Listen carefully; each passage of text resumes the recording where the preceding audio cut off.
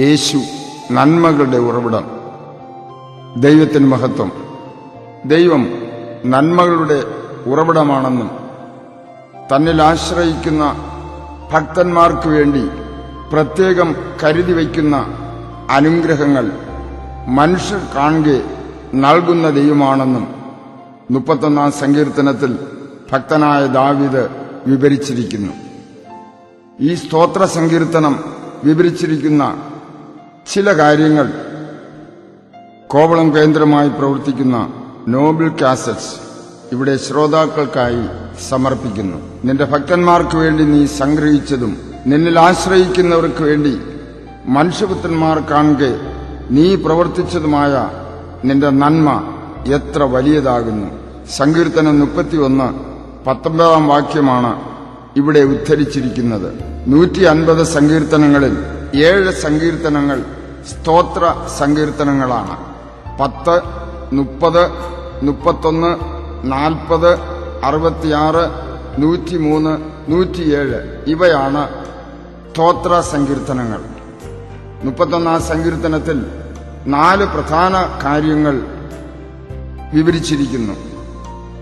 ദൈവസഹായത്തിനുള്ള അപേക്ഷ, സഹായം ലഭിച്ചതിനുള്ള നന്ദി, ദൈവത്തിൽ നിന്നും പ്രതീക്ഷിക്കുന്ന അനുഗ്രഹം, ദൈവത്തെ സ്നേഹിക്കുവാനുള്ള ആഹ്വാനം. 19-ാം സങ്കീർത്തനത്തിൽ തന്റെ ഭക്തന്മാർക്ക് വേണ്ടി സംഗ്രഹിക്കുന്ന ദൈവമെന്നും ദൈവത്തിൽ ആശ്രയിക്കുന്നവർക്ക് വേണ്ടി മനുഷ്യർ കാണുക പ്രവർത്തിക്കുന്ന ദൈവമെന്നും വലിയ വലിയ നന്മകൾ തരുന്ന ദൈവമെന്നും വിവരിച്ചിരിക്കുന്നു. ദൈവജനത്തിനു വേണ്ടി പ്രത്യേകിച്ച് നന്മകൾ സ്ഥിരമായും താൽക്കാലികമായും ദൈവം നൽകുന്നു. ദൈവജനത്തെ മനഃപൂർവ്വം കഷ്ടപ്പെടുത്തുന്നവർ ഈ ലോകത്തിലുണ്ട്. അവരുടെ മേൽ ദൈവത്തിന്റെ കോപം ജ്വലിക്കാറുമുണ്ട്. കഷ്ടതകൾ എത്ര തന്നെ സഹിക്കേണ്ടി വന്നാലും ദൈവത്തിന്റെ മഹത്വമുള്ള നാമം ജാതികളുടെ ഇടയിൽ ദുഷിക്കപ്പെടാൻ അനുവദിക്കാത്ത ഭക്തന്മാരും ദൈവജനവുമുണ്ട്. അവരെ കാരണം കൂടാതെ ഉപദ്രവിക്കുന്നവർ ദൈവശിക്ഷയ്ക്ക് അർഹരാണെങ്കിൽ ദൈവം തീർച്ചയായും ഇങ്ങനെയുള്ളവരെ ശിക്ഷിക്കാതെ വിടുകയില്ല. നീണ്ട 400 വർഷങ്ങൾ ഒരു കരുണയുമില്ലാതെ ദൈവജനത്തെ മിസ്രൈമിലെ ഭരണാധികാരികൾ ക്രൂരമായി ഉപദ്രവിച്ചു. പുറപ്പാട് പുസ്തകം 4-ാം അധ്യായം 21-ാം വാക്യത്തിൽ നാം വായിക്കുന്നു, യഹോവ മോശയോട് അരുളിച്ചത്, നീ മിസ്രൈമിൽ ചെന്നെത്തുമ്പോൾ ഞാൻ നിന്നെ ഭരമേൽപ്പിച്ചിട്ടുള്ള അത്ഭുതങ്ങളൊക്കെയും ഫറവോന്റെ മുമ്പാകെ ചെയ്യുവാൻ ഓർത്തുകൊള്ളുക. ദൈവം തന്റെ ഭൃത്യനായ മോശ മുഖാന്തരം 10 വലിയ അത്ഭുതങ്ങൾ ഫറവോന്റെ മുമ്പാകെ ചെയ്തു. ഈ അത്ഭുതങ്ങൾ കാണുമ്പോൾ തീർച്ചയായും മഹാദൈവം ഇതിലും വലിയവ ചെയ്ത് ജനത്തെ വിടുവിക്കും. അതുകൊണ്ട് ഉടൻ തന്നെ ഇസ്രായേൽ ജനത്തെ ഫറവോൻ വിട്ടയക്കുമെന്ന് ഇസ്രായേൽ ജനം വിശ്വസിച്ചു. എന്നാൽ ദൈവമില്ലാത്ത ഫറവോൻ ദൈവജനത്തെയും ദൈവകൽപ്പനകളെയും കൂട്ടാക്കിയില്ല. അവസാനം അത് സംഭവിച്ചു. ദൈവത്തിന്റെ മഹാകോപം ഫറവോന്റെ മേലും ഫറവോൻ ഭരിച്ചിരുന്ന രാജ്യത്തിന്റെ മേലും വന്നു. ഇനി എന്ത് എന്ന് ചിന്തിച്ച് സംസാരിക്കുന്നതിന് മുമ്പ് ഫറവോന്റെ മേലും പട്ടാളത്തിന്റെ മേലും ദൈവകോപം ഇരച്ചു കയറി. ശത്രുക്കളെ മുഴുവൻ ജീവനും ചെങ്കടൽ അപഹരിച്ചു കളഞ്ഞു. എന്നെ ശ്രവിക്കുന്ന പ്രിയ ശ്രോതാവെ, മഹാദൈവത്തെ കളിയാക്കി ജീവിച്ചത് മതി. അടുത്ത് ഒരു വാക്ക് ഉച്ചരിക്കുന്നതിന് മുമ്പ് തന്നെ നിന്റെ ചലനം നിന്നിൽ നിന്നും മാറിപ്പോകും. ഇതാണ് ഏതു മനുഷ്യന്റെയും അവസ്ഥ. ഒരിക്കൽ ഭക്തനായ യോശുവ ജനത്തോട് ഇപ്രകാരം പറഞ്ഞു, നിങ്ങളെ തന്നെ ശുദ്ധീകരിപ്പിൻ, യഹോവ നാളെ നിങ്ങളുടെ ഇടയിൽ അത്ഭുതം പ്രവർത്തിക്കും. ജീവിതത്തിൽ തിരുവചനങ്ങൾ കേട്ട് ജീവിതത്തെ ക്രമപ്പെടുത്തി തങ്ങളെ തന്നെ വിശുദ്ധീകരിക്കുന്നവർക്ക് വേണ്ടി ദൈവം അത്ഭുതങ്ങൾ പ്രവർത്തിക്കും. യെശയ്യാ പ്രവചനം 30-ാം അധ്യായം 23-ാം വാക്യം, നീ നിലത്ത് വിതയ്ക്കുന്ന വിത്തിനു മഴയും നിലത്തിലെ വിളവായ അപ്പവും അവൻ നിനക്ക് തരും. അത് പുഷ്ടിയും സമൃദ്ധിയുള്ളതുമായിരിക്കും. അന്ന് നിന്റെ കന്നുകാലികൾ വിസ്താരമേറിയ മേച്ചിൽപ്പുറങ്ങളിൽ മേയും. ദൈവം ദൈവത്തിന്റെ മക്കൾക്ക് തരുന്ന പ്രത്യേക അനുഗ്രഹങ്ങളാണ് ഈ വാക്യത്തിൽ വിവരിച്ചിരിക്കുന്നത്. വിതയ്ക്കാൻ നിലം തരും, നല്ല വിത്ത് തരും, വിതച്ചു കഴിഞ്ഞാൽ തക്ക സമയത്ത് മഴ തരും, അപ്പത്തിനാവശ്യമായ വിളവ് തരും, അത് പുഷ്ടിയുള്ളതായിരിക്കും, അത് സമൃദ്ധിയുള്ളതായിരിക്കും.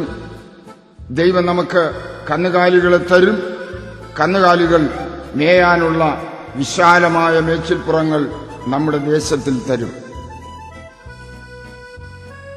എത്ര നല്ല ദൈവമാണ് നാം സേവിക്കുന്ന ദൈവം! തന്റെ ഭക്തന്മാർക്ക് വേണ്ടി സംഗ്രഹിക്കുന്ന ദൈവമാണ്. മറ്റുള്ളവർ കാണുക വലിയ വലിയ നന്മകൾ തന്ന് അനുഗ്രഹിക്കുന്ന ദൈവമാണ് നമ്മുടെ ദൈവം. യോവേൽ പ്രവചനം 2-ാം അധ്യായം 26-ാം വാക്യത്തിൽ ദൈവം തന്റെ ഭക്തന്മാർക്ക് വേണ്ടി നൽകുന്ന അനുഗ്രഹങ്ങൾ വിവരിച്ചിരിക്കുന്നു. അതിപ്രകാരമാണ്: നിങ്ങൾ വേണ്ടുവോളം തിന്ന് തൃപ്തരായി നിങ്ങളോട് അത്ഭുതകരമായി പ്രവർത്തിച്ചിരിക്കുന്ന നിങ്ങളുടെ ദൈവമായ യഹോവയുടെ നാമത്തെ സ്തുതിക്കും. എന്റെ ജനം ഒരു നാളും ലജ്ജിച്ചു പോകുകയില്ല. ദൈവജനം വേണ്ടുവോളം തിന്ന് തൃപ്തരാകും. ദൈവനാമത്തെ നാം സ്തുതിക്കും. ദൈവത്തിൽ ആശ്രയിക്കുന്ന ജനം ഒരു കാലത്തും വിഷമിക്കുകയില്ല, ലജ്ജിച്ചു പോകുകയില്ല. എത്ര ശ്രേഷ്ഠമായ അനുഗ്രഹമാണ് ദൈവം തന്റെ ഭക്തന്മാർക്ക് ദാനമായി നൽകുന്നത്! ആമോസ് പ്രവചനം 9-ാം അധ്യായം 12-13 വാക്യങ്ങളിൽ ഇപ്രകാരം നാം വായിക്കുന്നു: വീണുപോയ ദാവീദിന്റെ കൂടാരം ഞാൻ അന്നാളിൽ നിവർത്തും, അതിന്റെ പിളർപ്പുകളെ അടയ്ക്കുകയും അവന്റെ വിടവുകളെ തീർക്കുകയും അതിലെ പുരാതന കാലത്തിൽ എന്ന പോലെ അതിനെ പണിയുകയും ചെയ്യും എന്നാകുന്ന ഇത് അനുഷ്ഠിക്കുന്ന യഹോവയുടെ അരുളപ്പാട്.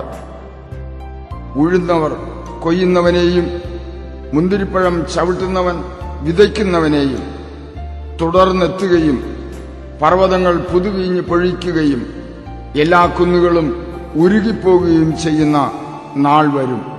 എത്ര ശ്രേഷ്ഠമാണ് ദൈവജനത്തിന് ദൈവം നൽകുന്ന അനുഗ്രഹങ്ങൾ! തന്റെ ജനത്തിനു വേണ്ടി ദൈവം എന്തൊക്കെയാണ് ചെയ്തിരിക്കുന്നത്? വീണുപോയ ദാവീദിന്റെ കൂടാരത്തെ നിവർക്കും, അതിന്റെ എല്ലാ കുറവുകളും തീർക്കുന്നു, അവിടെ വീഴ്ചകളെ പരിഹരിക്കുന്നു, അതിനെ പുതുക്കിപ്പണിയുന്നു. ഉഴുന്നവർ കൊയ്യുന്നവനെയും മുന്തിരിപ്പഴം ചവിട്ടുന്നവൻ വിതയ്ക്കുന്നവനെയും തുടർന്ന് സഹകരണ മനോഭാവത്തോടുകൂടി ജീവിക്കുന്നു. പർവ്വതങ്ങളിൽ പുതുവീഞ്ഞ് ഉണ്ടാകുന്നു, ഒരു തടസ്സങ്ങളും ആർക്കുമുണ്ടാകുകയില്ല. ഈ അനുഗ്രഹങ്ങൾ ദൈവം തന്റെ ഭക്തന്മാർക്ക് വേണ്ടി സംഗ്രഹിച്ച് തരുന്നതാണ്. മലാഖി പ്രവചനം 3-ാം അധ്യായം 10-ാം വാക്യത്തിൽ ദൈവം ഇപ്രകാരം പറയുന്നു: എന്റെ ആലയത്തിൽ ആഹാരമുണ്ടാകേണ്ടതിന് നിങ്ങൾ ദശാംശം മുഴുവൻ ഭണ്ഡാരത്തിലേക്ക് കൊണ്ടുവരുവിൻ. ഞാൻ നിങ്ങൾക്ക് ആകാശത്തിന്റെ കിളിവാതിലുകളെ തുറന്ന് സ്ഥലം പോരാതെ വരുവോളം നിങ്ങളുടെ മേൽ അനുഗ്രഹം പകരുകയില്ലയോ? കൃത്യമായി ദശാംശം നൽകുന്നവരുടെ വലിയ അനുഗ്രഹമാണ് ഇവിടെ വിവരിച്ചിരിക്കുന്നത്. ആകാശത്തിന്റെ കിളിവാതിലുകളെ തുറന്ന് അനുഗ്രഹങ്ങൾ സ്ഥലം പോരാതെ വരുവോളവും ദൈവം നൽകുന്നു. ഈ അനുഗ്രഹം പ്രത്യേകിച്ച് ദൈവം തന്റെ ഭക്തന്മാർക്ക് വേണ്ടി സംഗ്രഹിച്ചു തരുന്നതാണ്. മത്തായിയുടെ സുവിശേഷം 6-ാം അധ്യായത്തിൽ അതിപ്രധാനമായ അനേക വാഗ്ദത്തങ്ങൾ രക്ഷകനായ യേശു തന്റെ ഭക്തന്മാർക്ക് വേണ്ടി സംഗ്രഹിച്ച് തരുന്നതായി നാം വായിക്കുന്നു. ആകാശത്തിലെ പറവകളെ നോക്കുവിൻ, അവ വിതയ്ക്കുന്നില്ല, കൊയ്യുന്നില്ല, കളപ്പുരയിൽ കൂട്ടിവെക്കുന്നതുമില്ല. എങ്കിലും സ്വർഗസ്ഥനായ നിങ്ങളുടെ പിതാവ് അവയെ പുലർത്തുന്നു. അവയേക്കാൾ നിങ്ങൾ ഏറ്റവും വിശേഷതയുള്ളവരല്ലയോ? മുമ്പേ ദൈവത്തിന്റെ രാജ്യവും നീതി അന്വേഷിപ്പിൻ, അതോടുകൂടെ ഇതൊക്കെയും നിങ്ങൾക്ക് കിട്ടും. എങ്ങനെ ജീവിക്കണം എന്നാഗ്രഹിച്ച് ലോകചിന്തകളിൽ മാത്രം മുഴുകി തിരുവചന സത്യങ്ങളിലെ മഹത്വം വിട്ട് ജീവിക്കുന്നവരുടെ ജീവിതം മുഴുവനും വലിയ പരാജയമാണ്. വലിയ നന്മകളുടെ ഉറവിടമായ ദൈവത്തെ ഉപേക്ഷിക്കുന്ന ഒരു അനുഭവവും നമ്മുടെ ജീവിതത്തിൽ ഉണ്ടാകാൻ പാടില്ല. ഈ പ്രഭാഷണം ശ്രവിക്കുന്ന പ്രിയ സുഹൃത്തുക്കളെ, നമുക്ക് ഇന്നു മുതൽ ഒരു പുതിയ ജീവിതം ആരംഭിക്കാം. പൂർണ്ണമായും ദൈവത്തിൽ ആശ്രയിക്കാം. ദൈവത്തിൽ പൂർണ്ണമായി ആശ്രയിക്കുന്നവരെ സഹായിക്കുന്ന ദൈവമാണ് യഹോവയായ ദൈവം. ദൈവത്തിൽ പൂർണ്ണമായും ആശ്രയിക്കുന്നവരെ ഇവിടെ വിവരിച്ച തിരുവചനം ഒരിക്കൽ കൂടി ഉദ്ധരിച്ചുകൊണ്ട് നമുക്ക് ഒരുമിച്ച് പ്രാർത്ഥിക്കാം. നിന്റെ ഭക്തന്മാർക്ക് വേണ്ടി നീ സംഗ്രഹിച്ചതും നിന്നിൽ ആശ്രയിക്കുന്നവർക്ക് വേണ്ടി മനുഷ്യപുത്രന്മാർ കാണെ നീ പ്രവർത്തിച്ചതുമായ നിന്റെ നന്മ എത്ര വലിയതാകുന്നു. വലിയ വലിയ നന്മകൾ തന്റെ ഭക്തന്മാർക്ക് വേണ്ടി സംഗ്രഹിച്ച് നൽകി അനുഗ്രഹിക്കുന്ന സർവശക്തനായ ദൈവമേ, അങ്ങിൽ ആശ്രയിക്കുന്ന ഞങ്ങളെയും അവിടുത്തെ അനുഗ്രഹങ്ങൾ തന്ന് ഈ ഭൂമിയിലെ ജീവിതം ധന്യമാക്കി തീർക്കാൻ, തൃപ്തിയുള്ളതാക്കി തീർക്കാൻ സഹായിക്കണമേ. ആമേൻ, ആമേൻ.